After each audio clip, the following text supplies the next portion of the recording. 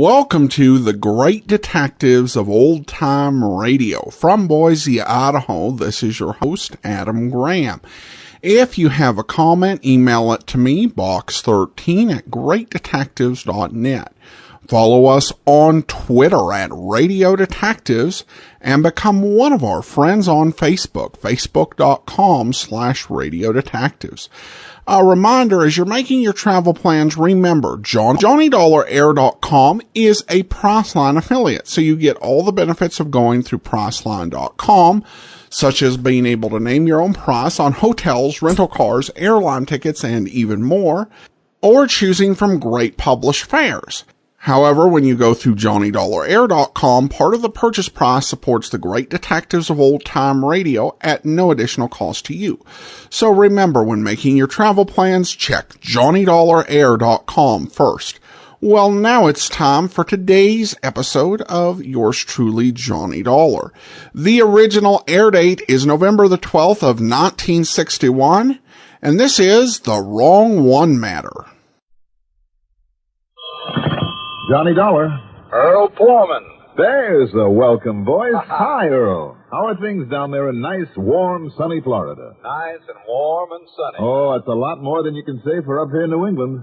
We've just been hit over the head with a cold, wet spell, and anybody as wants it can have it. Well, what's even more important, Johnny, the fishing is red hot. Okay, all you have to do is cook up some excuse for me to hire myself down there on expense account. How about it? Well, I can try. Let's see now. Well?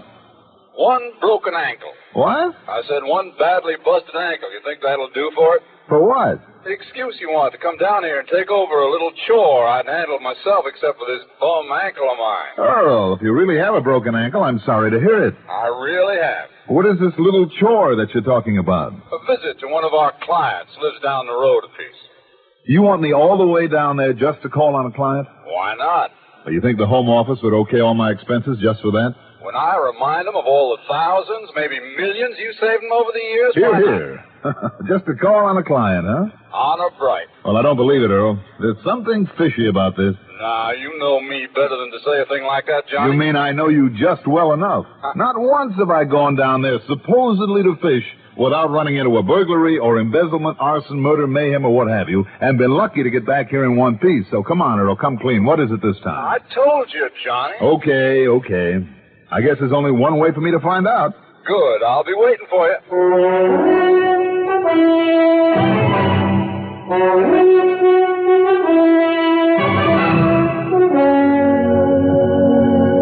The CBS Radio Network brings you Mandel Kramer and the exciting adventures of the man with the action-packed expense account, America's fabulous freelance insurance investigator, Yours truly, Johnny Dollar.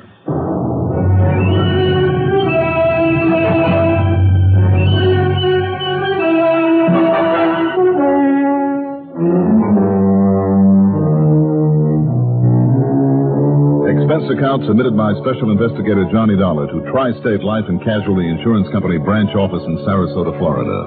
Following is an account of expenses incurred during my investigation of The Wrong One Matter.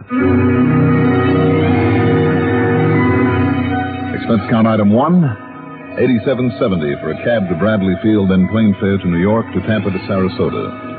Item 2, $3 for a taxi to the office on Main Street that Earl Poorman shares with Don Boomhauer, a prominent realtor in those parts. Earl, the lower part of his right leg in a plaster cast and a crutch under his arm, hobbled around pretty uncomfortably. Sit down, huh? Are you kidding? That's all I've been doing now for nearly 2 weeks, ever since the doc put this blasted cast on my ankle. Earl, would you like me to autograph it like the kids do? No, thanks. Seriously, Johnny, this darn thing has been driving me nearly crazy. I don't doubt it, Earl. I'm awfully sorry. Sitting around the house doing nothing day after day, and Mike having to play nursemaid to me all the time. Why, do you know this is the first day I've even been down here at the office? How is Mike? Be sure to give her my love, huh? Well, give it to her yourself. You'll be staying with us, you know. Fine. Anyhow, I suddenly got the idea that if you'd come down here and run the boat, well, we could go out in the Gulf, tie into some whoppers, and maybe it'd take my mind off this thing for a change. You know something, Earl? That is the best idea you have had in years. Yeah, well, I didn't think you'd object too strenuously. That talk about a job for me to do while I'm here was just a bluff. Not a bit of it. Here, help me to sit down, will you? Sure. Just take it easy now, old man. Now, don't give me that, you... All right. I got it. I got the crutch here. I'll set it right here. There we are. Now, in the corner of the desk, that letter, you see it?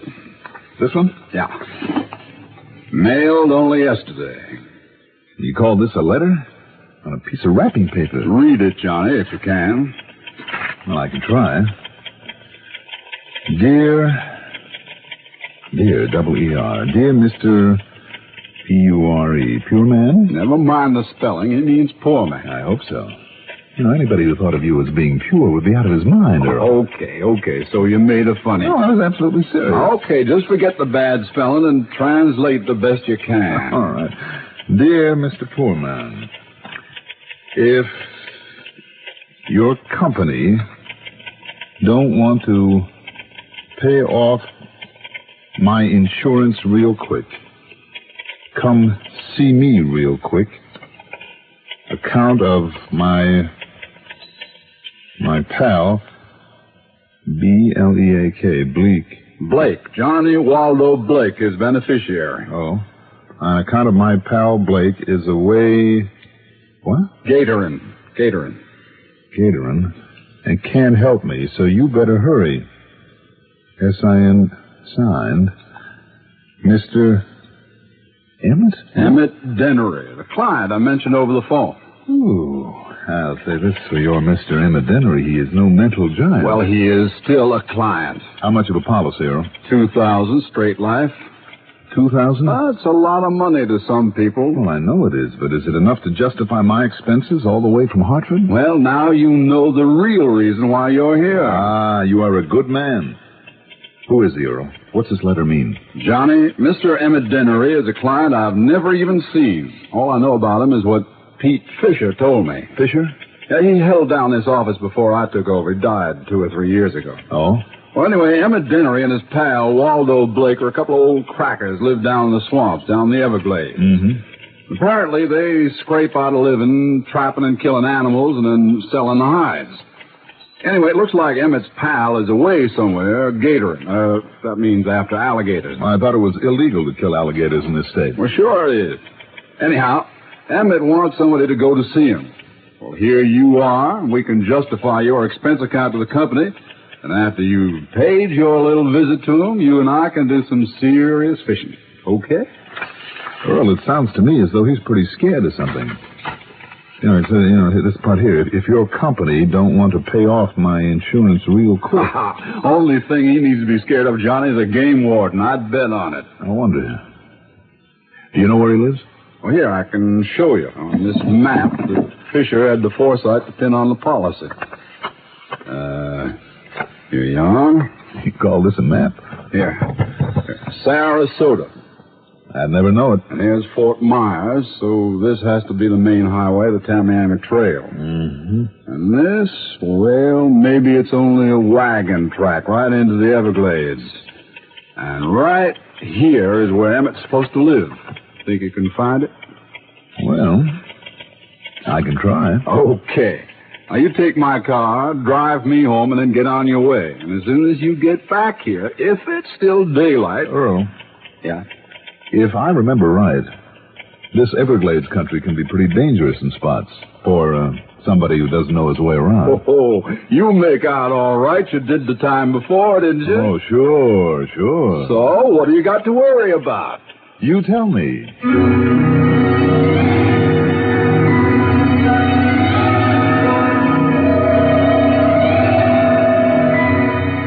Yes, on my previous expedition into the Everglades, I had made out all right. But that time, I'd had a guide, a young Indian boy by the name of Ben Osceola.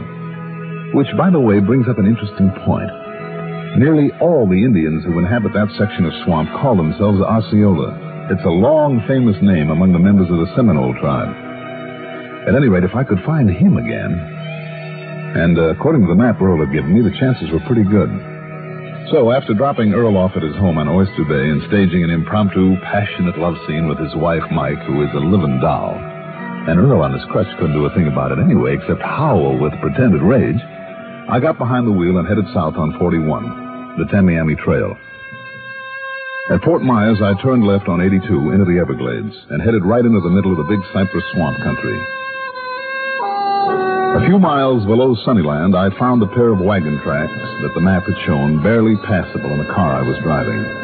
But this was all to my liking because I was in the same part of the swamp that I'd been in once before during the previous assignment. There in a clearing on the edge of a sort of a bayou was a little unpainted house. And from it a tall, husky young Indian emerged. In his hands, aimed straight at the car and at me, was a .30-30 rifle. Wait a minute. Aren't you Ben? Ben Osceola? You call me Ben? Sure. Don't you remember me? Mr. Johnny. That's right. Johnny Dollar. Remember? Yes. Our old friend. I welcome you, Mr. Johnny. Well, thank you. It's nice to see you again, Ben. And I wonder if you can help me again. If I can, Mr. Johnny, I will be glad to. Ben, I'm looking for a man by the name of Emmett Dennery. You, want to see that old man? Yes. Does he still live around here somewhere? So far as I know. Well, good. But he is not our friend. Oh? You Indian people, been having some trouble with him? No, but we have nothing to do with him. Why is that, Ben? Because he and the other, the one they call Lefty. Will that be Waldo Blake? Yes, Lefty Blake. What about him? They do not obey the law. They take much game they should not take. They live and hunt on our land, our Seminole land. I see. Ben, have your people been getting rough with them? No, Mr. Johnny. But we stay far away from them. We do not wish to soil our hands or minds by any contact with them. They are taboo. What you're saying, then, is that if somebody is bothering Dennery, it is not your people. That is right. And you say that in spite of the way you seem to feel about him? Yes, Mr. Johnny. When did you last see him, Ben? Many years ago, as a child. At least I think it was. How do you mean? They looked so much alike that few could tell them apart. Oh? I see. Ben, if you still have an airboat that can ride out over this swamp, have you? Back of my house. Well, can I hire you to take me to where Emmett Dennery lives? No, Mr. Johnny. No? I must not go there. It's taboo among my people. I see.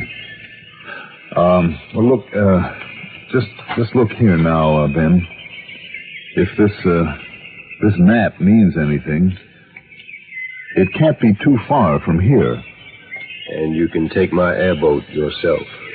All right. And I'll pay you for it. Well, that is not necessary. Oh, it is as far as I'm concerned.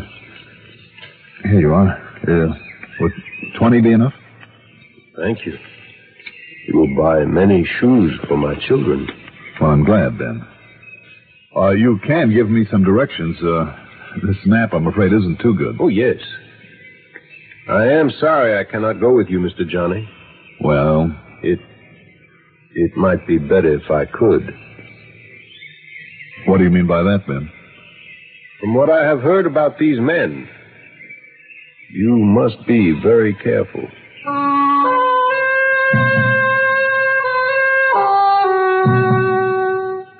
Ever ride one of those airboats?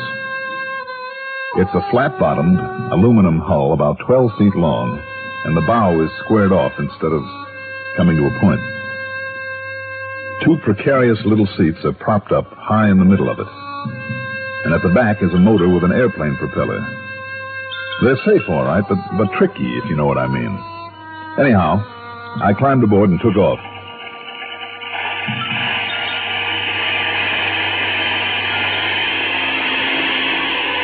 And brother, I mean took off.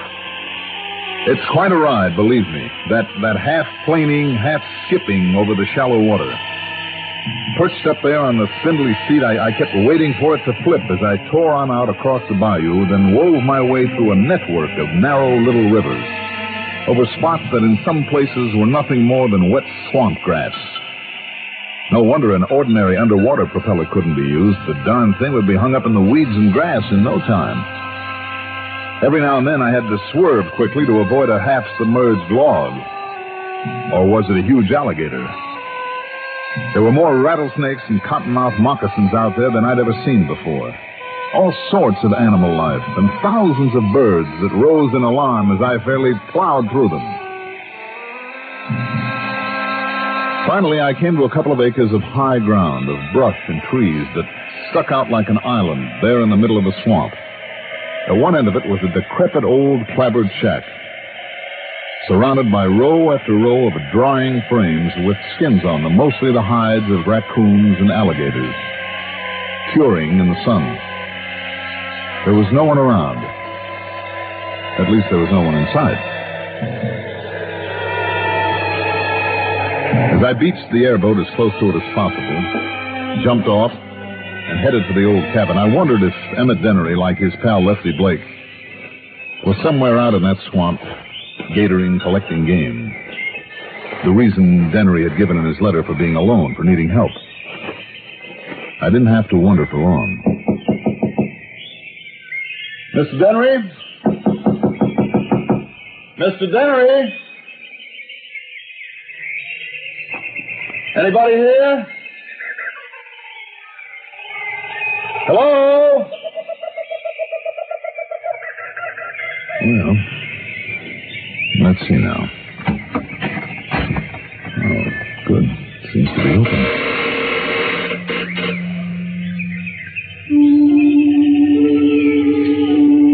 A dank, fetid odor met me as I pushed open the rickety door into the dark, windowless, one-room shack. It was almost nauseating. And after the bright sunshine outdoors, it took my eyes nearly a minute to see anything in that dark, gloomy interior. There was no covering on the floor except the dirt, of which there was plenty.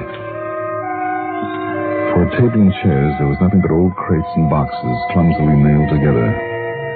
On one side, near the door, was a beat-up old wood stove with half a dozen filthy pots and pans at one end of it and a stack of dishes, long unwashed.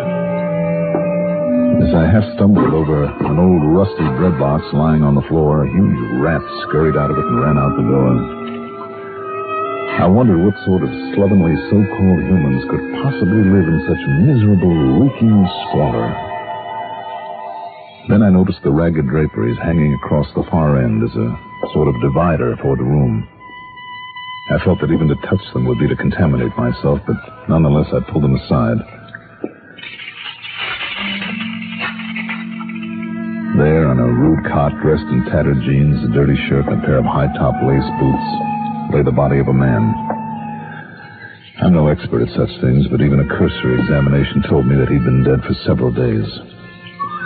There was a torn, grimy coverlet on the floor, and I started to pick it up to lay it gently over him. Don't you move now, mister. What? Unless you want me to blow your head off. Whether you move or not, I think I'm doing it anyhow.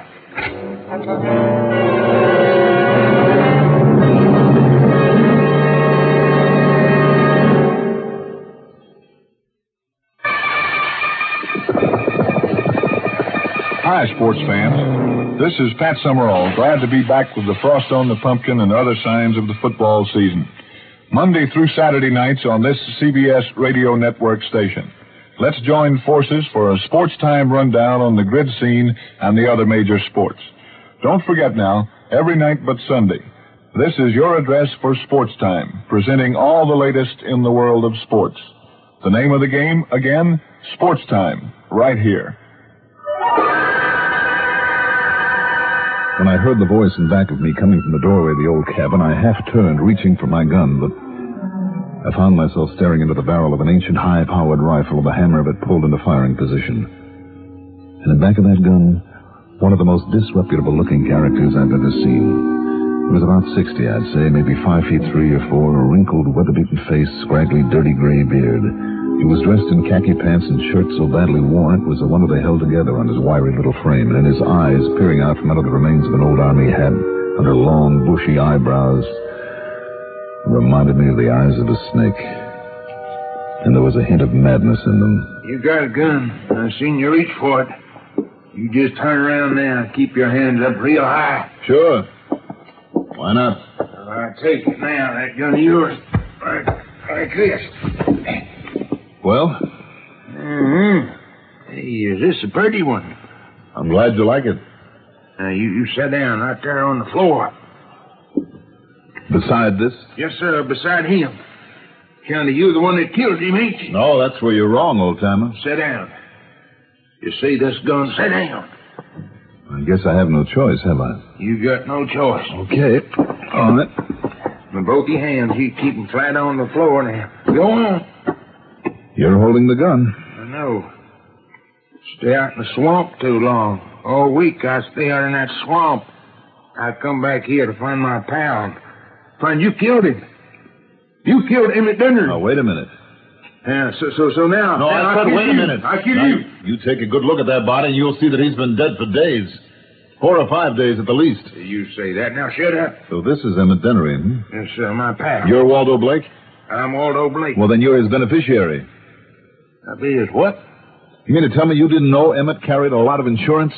He never tell me that. All right, then you listen to me. Well, sure, I listen.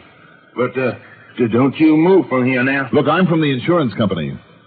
Emmett Dennery's life was insured for $2,000. And if you're Lefty Blake, that money goes to you. Wee! $2,000? $2,000. But, I know you're really from the insurance. Would you like to see the money? Uh-huh. All right, then here. Now, you be careful now. All right. All right. I still got this gun right on you. All right, here now. You just look through this wallet and see for yourself. You just drop it gentle on the floor. All right. Now go ahead. Count the money. Sir, yes, sir. Only look. You ain't got no 2,000 here. You ain't got... You old boy, you ain't got no gun no more. Let go of me now. Now, stay there. Right there in the corner, you crazy old coot, and don't move. Now, you listen. Now, you listen to me, and for your sake, I hope a coroner's examination doesn't show this man was murdered. Murder? Yes, because you'd be the only suspect. No, I never killed him. I didn't. I didn't. Well, frankly, I don't think you did either. It was probably a natural death. Well, yes, it really was. It really was. You're sure of that? Well, what I mean is... Yes, you're sure, all right. That's what gave you the big idea, isn't it? You just couldn't miss a chance at that $2,000 insurance that you've been paying on all these years. Me? Yes, you. I knew there was something wrong the minute I saw this body because of that letter to the insurance office. Because it was only mailed yesterday, wasn't it? Well, how should I know? Stop bluffing now. It's a little late for that. That letter signed Emmett Dennery asking somebody to come out here was mailed only yesterday. But you know as well as I do, this man has been dead for 2-3 times that long. In other words, you wrote that letter in the hope we'd come out here and pay you off on the so-called death of Emmett. No. Sure, with the two of you living out here alone, cut off from the rest of the world, nobody really ever sees you. You figured nobody know it was really Lefty. Lefty Blake who had died. You can't prove it's Waldo?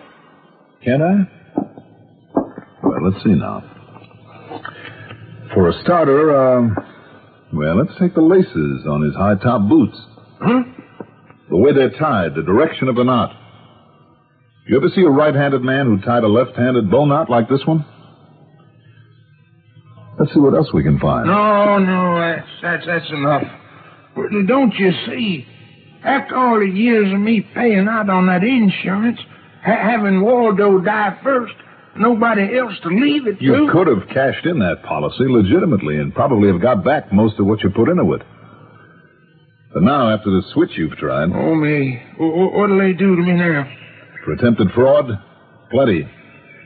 But that's up to the company. Oh, Lordy, what will they do to me? You better come along with me and find out.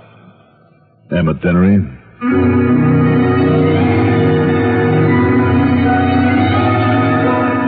So there you are, Earl. Like I said to the old rascal, it's up to the company now. As for the total on my expense account, Well, let's wait until I can total up the cost of all the fishing we're going to do. Okay? Yours truly, Johnny Dollar.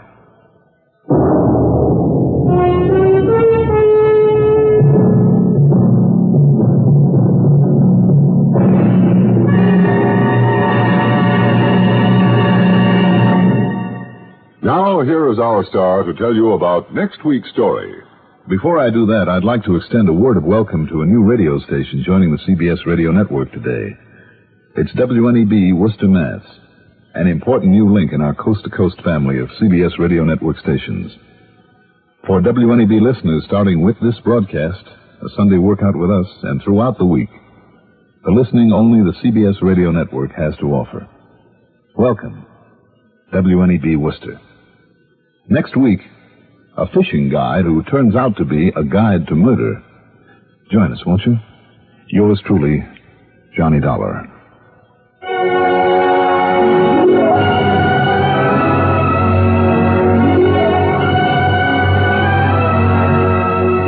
Yours truly, Johnny Dollar, is written by Jack Johnstone, produced by Bruno Zerato Jr., directed by Edward Oates, music supervision by Ethel Huber.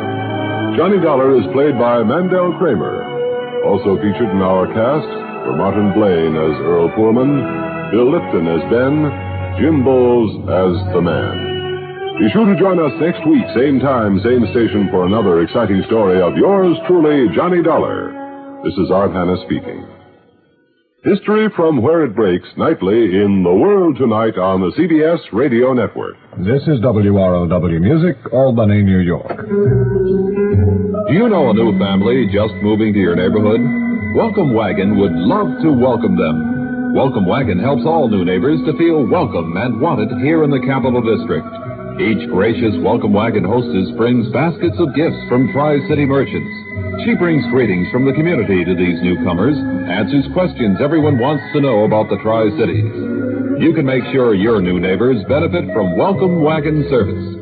Just call State 59640 and give the Welcome Wagon hostess the name and address of your new neighbors. She'll call on them and present them with a basket of gifts from civic-minded businessmen. You'll be helping your neighbor and your Welcome Wagon hostess who carries on this valuable community service. In the Albany, Troy, Schenectady metropolitan area, call State 59640. That's State 59640 for Welcome Wagon.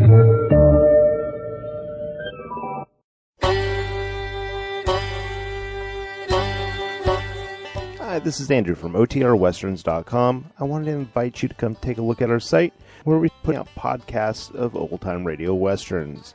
Check us out at OTRWesterns.com. You're listening to The Great Detectives of Old Time Radio with Adam Graham. Now let's get back into the show.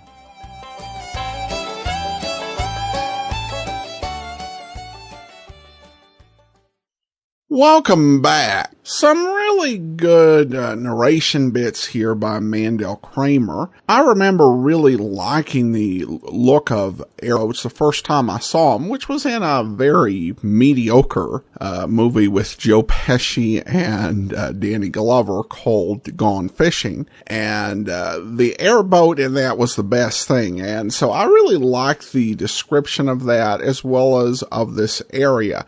Very well written and brings that setting to life. I also like the music on this episode and in general the episodes post New York have had some really neat stuff they've done with the incidental music, and there's some variance from episode to episode. It does show a lot of work and effort going into the series on a musical end.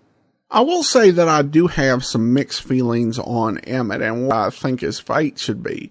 Because on one hand, it does seem, particularly since he probably could have gotten most of the face value of his insurance back, it does seem kind of petty to prosecute. On the other hand, he has been misusing the Seminole land. So I can't say I'm too sorry for him. And there was him holding a gun on Johnny and threatening to kill him. And why did he do that again? Because that doesn't make any sense if he knows that Lefty died of natural causes. Was he just expecting an insurance guy out there and thinking it would impress him to threaten to kill him? But other than that, I enjoyed this episode. Also enjoyed the ad for Welcome Wagon. This is something that I've actually heard about from some older folks. And it's something that was actually out, even in Boise back in the day. You still do have Welcome to the Neighborhood stuff, of course. It tends not to be quite that neighborly and personable. All right, well, listener comments and feedback now. And Bill writes, "Hi, Adam. And I didn't realize Ivor Francis had a career in radio. I remember him as a character actor from the 60s, 70s, and early 80s. Plus, he was the father of actress Jeannie Francis of General Hospital fame." Well, thanks so much for the question. Of course, this was regarding the Be or Not to Be matter, where Ivor Francis appeared. And I don't know if I'd say he had a career per se. His main thing was film and television. And his radio appearances were very sporadic from what we have on Radio Gold Index. It was just more like, if he had the time and it was an interesting role, he would do it. Most of his appearances were actually anthology series. So there are episodes, going back to 1947 on Studio One, appeared in some episodes of Suspense and a lot of episodes of The Eternal Light. And his appearances continued on radio into the 60s, and he even made an appearance on the Sears Radio Theater in the 1970s. So very sporadic, occasional stuff. So thanks so much for the question, and that will actually do it for today. Join us back here tomorrow for Dragnet, and then next Friday it'll be another episode of yours truly, Johnny Dollar. In the meantime, send your comments to box13@greatdetectives.net. Follow us on Twitter at Radio Detectives and become one of our friends on Facebook. Facebook.com/Radio Detectives. From Boise, Idaho, this is your host, Adam Graham, signing off.